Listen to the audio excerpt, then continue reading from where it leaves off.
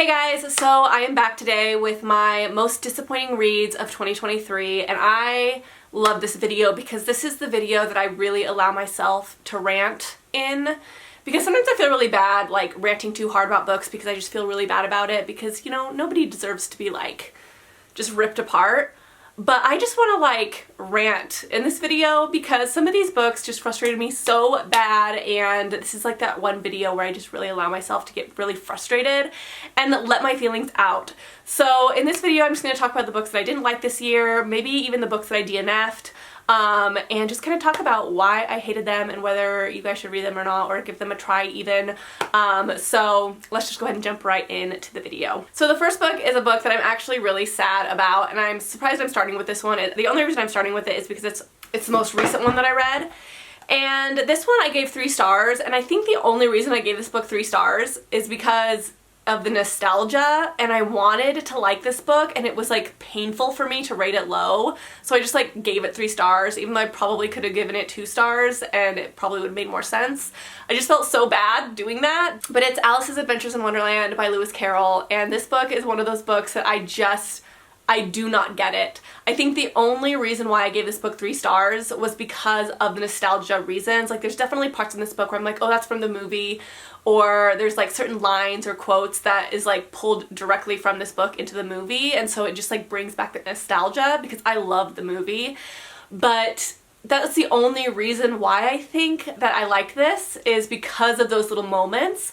But if I would have never seen the movie, or I didn't even like the movie, I would have thought this book was so flippin' boring. Like, this book was boring, and if I wouldn't have known anything about it, I would have just been completely bored out of my mind. Like, this book was probably one of the most difficult books to finish because it's so nonsensical that it just gets so tiring to read because nothing makes sense. There's really no point to anything. And I feel like when there's no point to anything, you just feel like reading it is pointless, and it makes it really, really hard to get through. And that was the thing that I hated the most about this. It was just way, way too pointless for me to enjoy.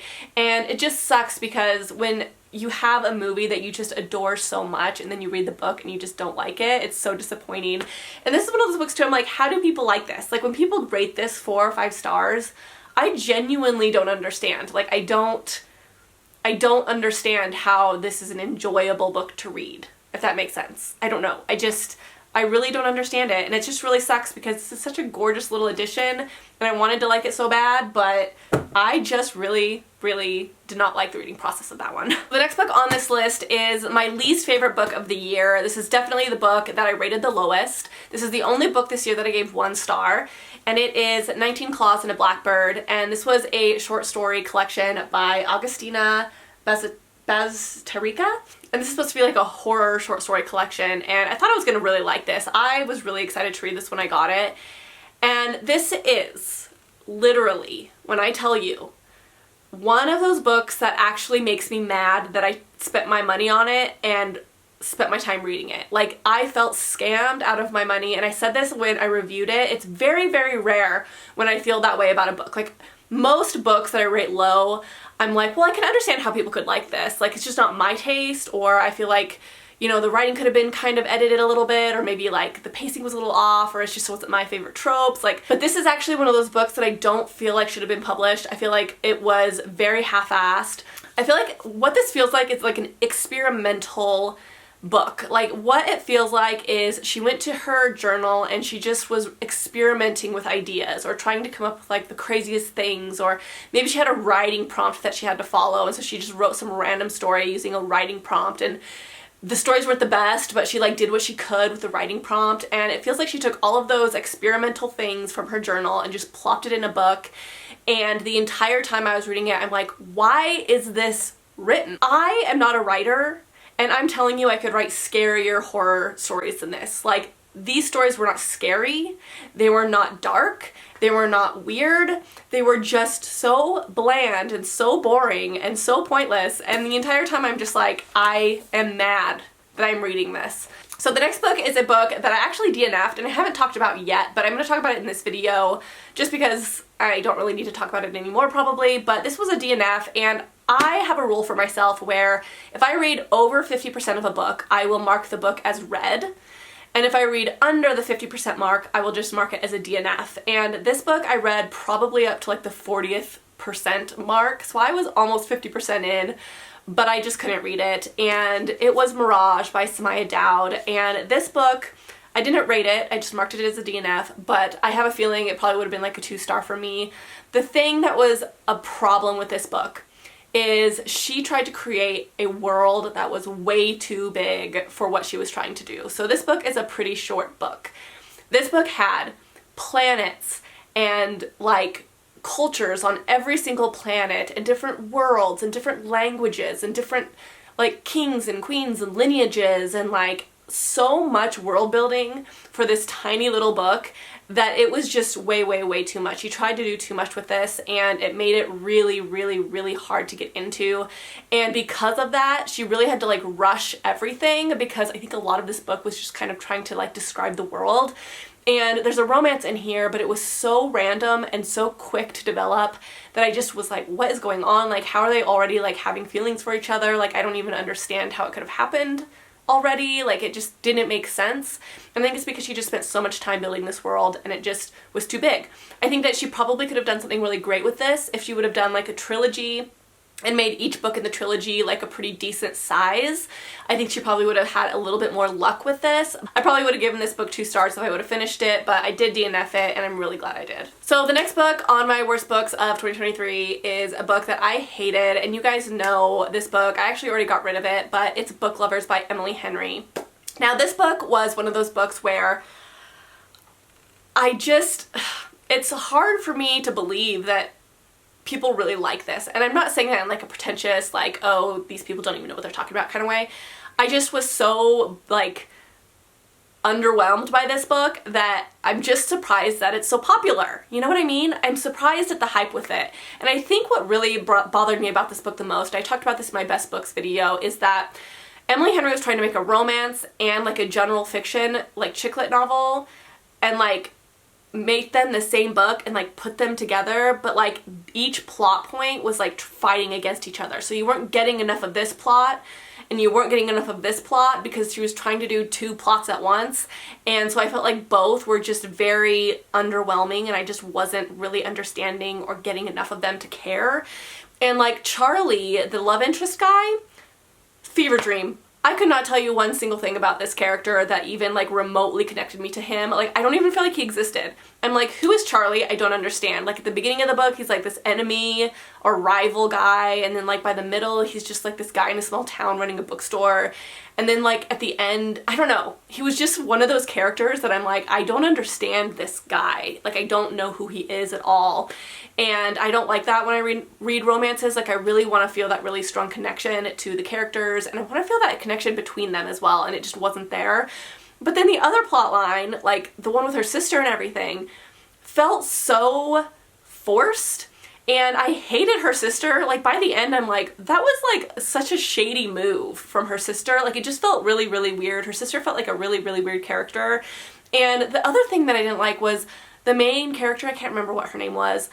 She was told to us 100 times that she was like this evil shark type character. Like, she just went after what she wanted. She was like this hardcore, like Enneagram 8 type of character. But she literally had none of those personality traits throughout the entire book. Like, we were told she was this way, but we didn't see her acting that way at all, and it made no sense to me. I'm like, I'm not getting this vibe that you're like throwing at me, you know what I mean? This book just did nothing for me, and by the end I was just skimming it really fast. I wasn't even really paying attention to what was going on. I'm sad about it. So Book Lovers was definitely like a no-go for me.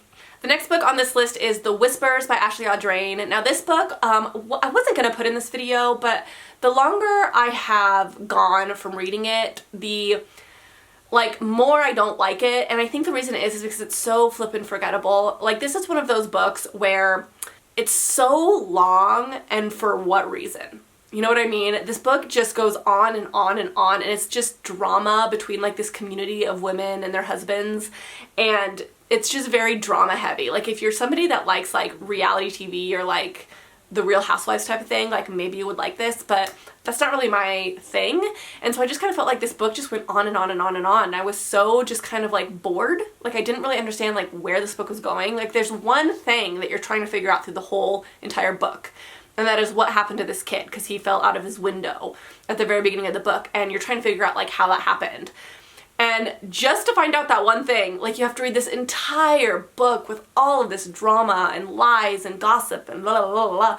And it was just boring. Like, it was not what I was expecting, and it sucked because I loved Ashley Audrain's book, The Push. It's one of my favorite books of all time, and this one was just not like that one at all. And the ending with this one was just kind of like so random and just out of left field. Like, I did not see it coming, and it was just, but not in a good way, you know? And I just did not like this book. I was really disappointed with it, and I would have been completely fine just not reading this one, you know? Like, it's super forgettable. So the next book on this list is Horid by Katrina Leno. And this is a book that's been on my shelf for a really long time, and I really wanted to read this because the cover, it's one of my favorite covers. I think it's so pretty. And I actually was really disappointed with this one, and I thought it was just going to be a really fun, quick little YA horror. And it did have horror elements to it. It's kind of like a haunted house type of horror. And basically more so what the story is a girl that's coming of age and how she's dealing with grief.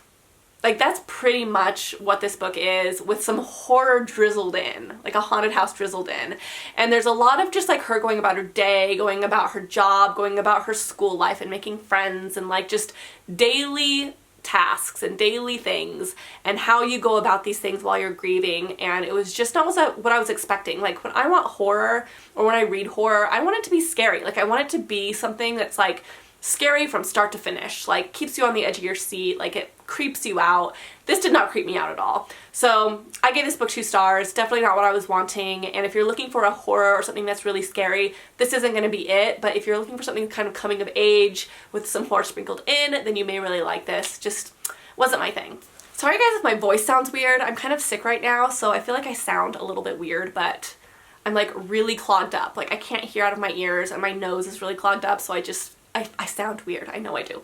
But the next book on this list is Heart of the Sun Warrior by Sue Lynn Tan. You guys, oh my god. So I loved the first book. Loved it. I gave it 4 stars. I thought it was great. I loved the characters. This is the perfect example of a book with a character that doesn't keep their personality, right? Like, they start out at the beginning of the book as like a completely different person as they end up being. And it's just irritating because you're like, who is this person? Like, I really liked her at the beginning, but they're just not the same person. And she was the most irritating character in the world. She thought that she was the ultimate hero and like nobody else could do anything. Like, she was the person that could save the day every single time. Like, she was the only person that could do anything. Like, the type of person that are so arrogant in their skills and so overly confident that you're just like, just stop, okay? Calm down.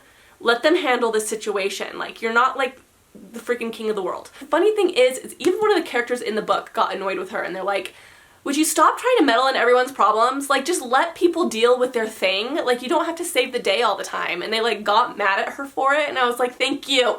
And there's a love triangle in this that's literally probably the most annoying love triangle I've ever read in my entire life. It was done so poorly because it just goes on and on and on in a way where you're like, I feel bad for these guys.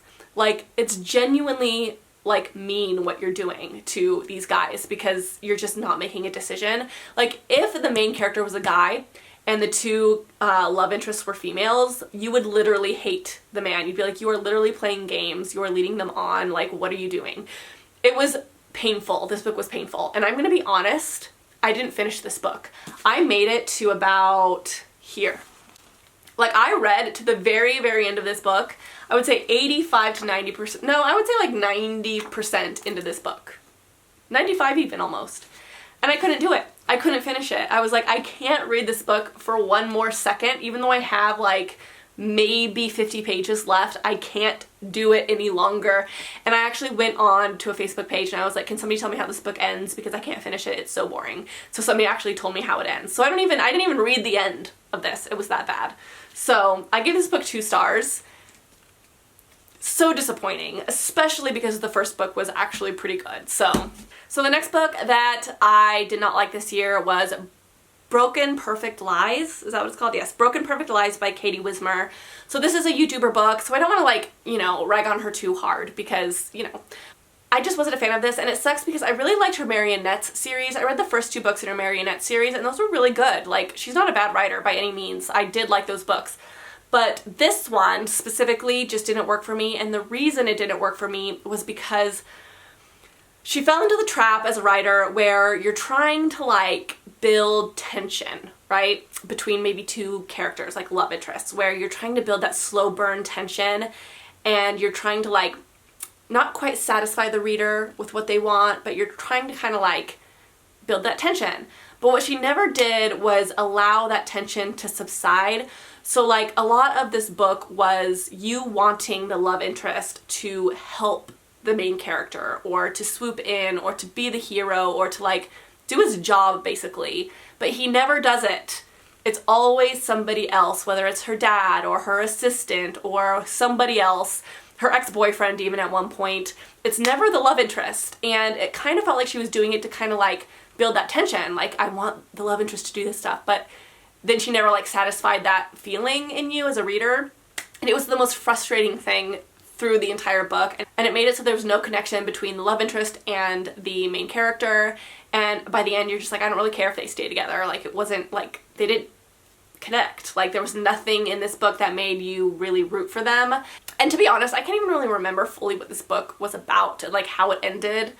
Like, it just kind of like left my brain because it was that like underwhelming for me. But it's kind of like a Hannah Montana type of thing where she like is an undercover like famous person, and then she is afraid that her secret's gonna come out, and so she has to hire this like bodyguard, and this bodyguard ends up being the love interest, but he doesn't ever do his job basically. It just wasn't that great. Wasn't excited about it, and just didn't really like how everything played out. It was very, very, very underwhelming. So the next one is Home Before Dark by Riley Sager. So this one isn't like the worst book of all time, but it definitely just wasn't one of those books where I'm like, that was really good, I need to talk about it. It was one of those books where I'm like, really? Like that twist was just so out of left freaking field and so kind of funny. Like, if you've read this book, you know what I mean. Like, you're like, are you kidding me? That's the twist? Really? Like, I'm not gonna tell you what it is, but like, it was just out of left field, and it just didn't really go with like the rest of the story really, and it was just confusing like why he chose to take it in that direction, and I didn't really like feel connected to these characters throughout the whole thing. It was just one of those books where it was kind of like the more you think about it, the funnier it gets type of thing. And I gave this book 3 stars, but it's definitely one of those books that like I'm just gonna forget about in like the long run. And it makes me kind of not want to read Riley Sager in the future. Maybe I'll try him again. I've heard The House Across the Lake is actually pretty good, but I don't know. This book, I think, is one of those books where it's like you either really like it or you don't. And last but not least was the freaking funniest book I've read all year, but funny in a bad way, you know? So this book was called Be More Chill, and it's a graphic novel. If I have ever like read a book that is directed to preteen, I should say preteen, boys, it's this book. And I'm going to tell you exactly why, and I'm going to spoil this book and everything because you guys are going to laugh so hard. So this book is about basically this young kid who wants a girlfriend, and he doesn't know how to talk to girls. So he decides to take this pill that is basically like a chat GPT for your brain, where it kind of tells you what to say to, you know, give you the best results for whatever it is that you're doing. So if like you're giving a speech, like it tells you what to say. If you're talking to a girl, it tells you what to say. If you're in an interview, it tells you what to say. And so it's basically just like this artificial intelligence that you put into your brain, and it helps you along in life. So he takes this pill so he can talk to this girl.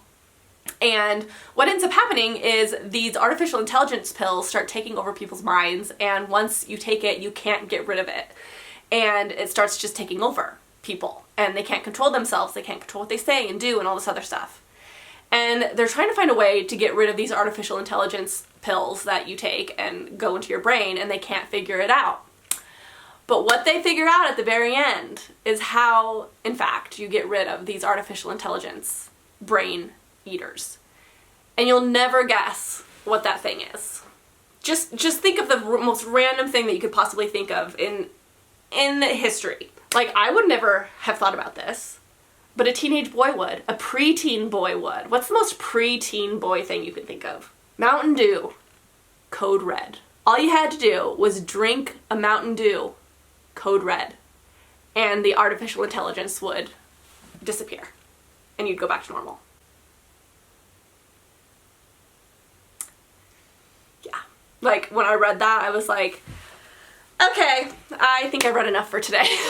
The books that get published, you know, do you ever just question? Let's actually talk about my DNFs. Pizza Girl. Remember when I read that one? I DNF'd that one. That one was horrible. Like, if I finished that book, it probably would have ended up being like 1 to 2 stars, I bet. Like, just by the vibes of it, that one was a bad, bad book. The Firekeeper's Daughter. I didn't finish that one, but it's not because it was necessarily bad. It just wasn't up my alley. Like, I don't want to put it in most disappointing because I actually only got like a few chapters in and I'm just like, I'm not vibing with it. So I DNF'd it and I actually gifted it to my friend who would totally resonate with it. So I ended up giving it to her. Duh! How could I forget this one? Oh my god, I cannot believe I almost forgot to talk about this one. Tessa Bailey's Secretly Yours. This book, you guys know I love Tessa Bailey. This book was probably one of the worst romances I've read in a really long time. Like, I don't know why I hated this book as much as I did. And this is another one of those books that I will admit to you guys, I DNF'd it. But I DNF'd it past the 50% mark. So I was pretty far in when I DNF'd this book, so I considered it read. Okay, there's one thing I can't stand in books, and it is when the only connection that the two characters have is sexual attraction, right? Like, there's no actual connection. Like, they don't actually like each other, or not like each other, but they don't love each other. There's not like that really intense like feeling of love between the characters. They don't even know each other that well, but they're obsessed with each other because they're sexually attracted to each other. That is literally what this book was. They didn't know each other, but they were so obsessed with each other that it came across as incredibly creepy. Like, the thoughts that this guy had about this girl that he hardly even knew was so creepy, and I didn't want to hear them. And then they would hook up, and I'm like, why are you guys hooking up? You like barely know each other. Which, there's nothing wrong with hookup culture if that's what you want to do, but I don't need to read about a romance that's like that because it's not that romantic. It's just hookups. Like, that's what it felt like. They were just hooking up. And then the side plots too, like there's this wine shop that's going out of business and she's like trying to save it. I didn't care. And it was one of those books that just made me kind of feel more grossed out than like happy. I don't know. And maybe it ended better because, like I said, I didn't end up finishing it, but like I didn't like this. And it made me really realize a trope that I hate in romance books, and it's insta-lust, where you're getting the characters' thoughts about each other, like dirty, nasty thoughts about, you know, the other character before they even know each other. So they're having thoughts based on just sexual attraction alone. I find that cringy for some reason. Like, it's just not very satisfying, and it just makes me not feel as good about the main character as I want, or the main love interest as I want. And that's definitely something that Tessa Bailey's been doing in a lot of her recent books, which I don't love. So I don't know. Let me know if you guys ended up liking this. I know one of my subscribers said they really, really liked this. And like I said, to each their own. Like, one of my favorite books of this year was a Tessa Bailey called Make Me, and I could 100% see why people wouldn't like that one. Like, it's kind of a taste thing, like what you find hot when you read romance, but this one just was not for me at all. So that was the last one, and I can't believe I almost forgot to mention that one because that one was like really bad and I hated it. So anyways, that is it, you guys. I hope you enjoyed this. Thank you for letting me just be really mean for once, and I hope you enjoyed this. Let me know what your least favorite book of the year was, like the book that you rated the lowest, the book that you were the most mad about wasting your time on. I'd be very curious to hear, and I think that's it, guys. So I will see you in my next video, and I'll talk to you soon. Bye.